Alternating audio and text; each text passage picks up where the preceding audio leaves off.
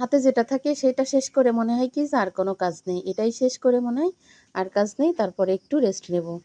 কিন্তু সেটা কখনোই হয়ে ওঠে না। একটা শেষ করতে করতে আরেকটা কাজ কিন্তু হাতের মাথায় চলে আসে। আর তারপরে ছেলে মেয়ে থাকলে তো আর কোনো কথাই নেই। তাদের যত রকমের আবদার বা যত রকমের ইচ্ছা আছে সব কিছু যেন মায়ের ঘাড়ের উপরে চাপাই দেয়।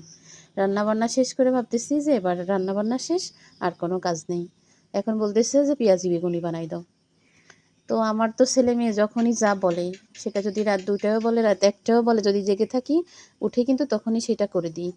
কারণ ওদের দিক থেকে বা আমার হাসব্যান্ডের দিক থেকে আমার কখনো কোনো বিরক্তি লাগে না।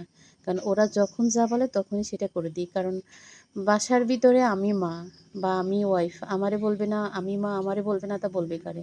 আমি করে দেব না, তা করে দেব কি?